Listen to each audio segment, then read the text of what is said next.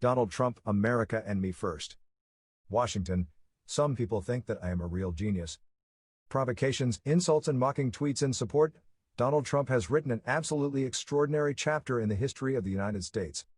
So much so that Tuesday's presidential election, in which he will run for a second term at 74, looks like a real referendum on himself, on a completely new style of presidency.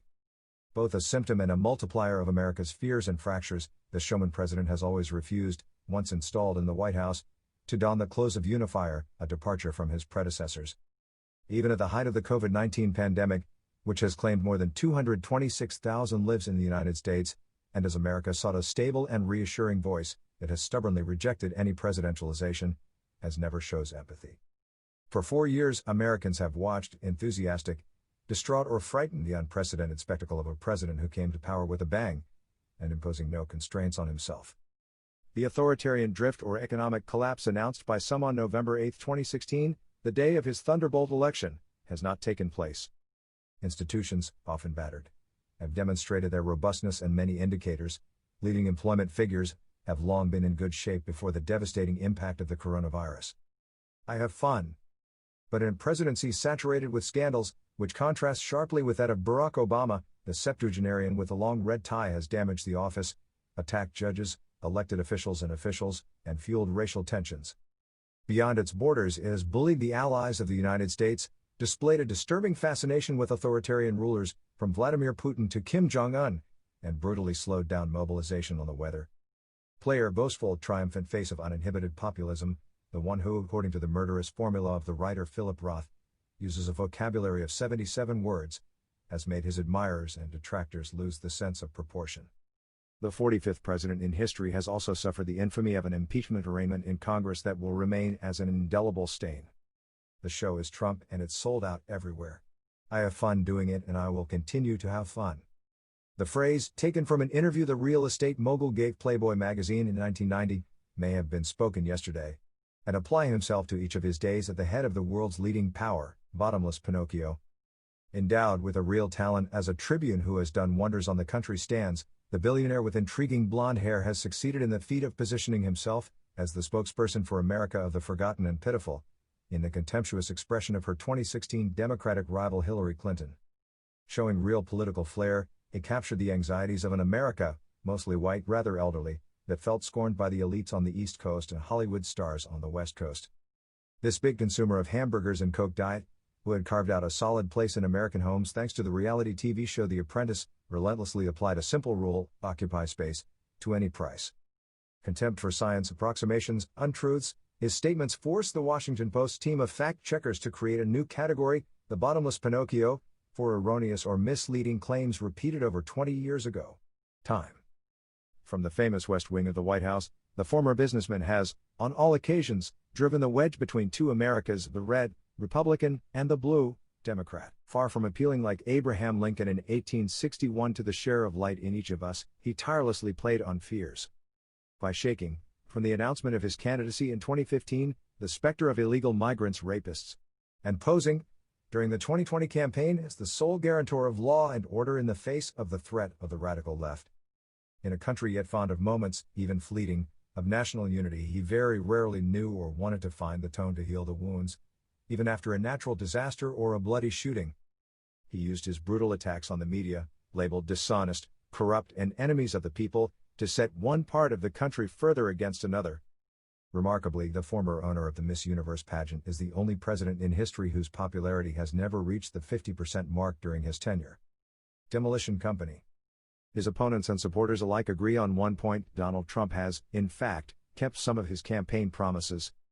As he had announced, he threw away a number of hard negotiated treaties or pacts, foremost among them the Paris Climate Agreement, concluded by almost all the countries of the planet in an attempt to limit the dreaded runaway climate machine. But this loyalty to campaign commitments first came about in deconstruction and demolition. On his initiatives, the record is poorer. It is striking on the Iranian nuclear file. He tore up the hard negotiated agreement by his predecessor, increased the pressure on Tehran until the elimination of the powerful Iranian general Qasem Soleimani, but never presented a real strategy. The great plan for peace in the Middle East, entrusted to Jared Kushner, son-in-law and advisor with all the qualities, never came to fruition. He can, however, claimed to have moved the lines in the region by sponsoring the normalization of relations between the Hebrew state with three Arab countries, the United Arab Emirates, Bahrain, and Sudan. The death in October 2019 of the leader of the jihadist group Islamic State, is Abu Bakr al-Baghdadi during an American operation in Syria, will remain, to his credit, undoubtedly as a highlight of his presidency. His greatest daring, his biggest move, for which he had found himself dreaming out loud of the Nobel Peace Prize, did not have the expected return on investment. The two summits with North Korean leader Kim Jong-un, the hugs and complicity displayed on a historic visit to the demilitarized zone, the alchemy, the magnificent letters, the effort was in vain. The regime has not moved on the central issue of denuclearization. In the complex and shifting geopolitics of the 21st century, Donald Trump has personally targeted Justin Trudeau, Emmanuel Macron, Angela Merkel, and Theresa May. The sharpest warning did not come from his political opponents, but from Pentagon Chief Jim Mattis. In his resignation letter, the general reminded the President of the United States of a simple rule of diplomacy: treat allies with respect. Wobbly nationalism. In an unprecedented political scenario that no conservative predicted, Donald Trump, with his ability to electrify his electoral base, threw the Republican Party into its own, which had initially underestimated or ignored him. Occasionally, elected representatives of the grand old party have expressed their disagreement, as on his extraordinarily conciliatory attitude towards Vladimir Putin in Helsinki. But, over time, they united. Much to the chagrin of a few dissenting voices, such as that of former Senator John McCain, who, before his death in August 2018, warned of the temptation of shaky and spurious nationalism. Donald Trump has always operated on a simple principle: for or against him, without nuances. Brutally sacked ex-FBI boss James Comey recalled in his memoir a president who submits his entourage to a code of loyalty reminding him of the attitude of mafia bosses observed early in his career as a prosecutor. Cascading scandals. Born in Queens, New York, educated in military school, Donald J. Trump joined the family business after studying business. Contrary to the legend he has built for himself, he is not a self-made man. After World War II, his father, Fred Trump, a descendant of a German immigrant, had already built an empire in New York City by building middle-class apartment buildings in lower-income neighborhoods, and when the New York Times revealed that he paid just $750 in federal income tax in 2016 and many of the businesses racked up losses, his image as a successful entrepreneur took another hit. Father of 5 children born to 3 different women, 10 times a grandfather, Donald Trump has repeatedly praised Melania, the former model-turned-magnificent First Lady.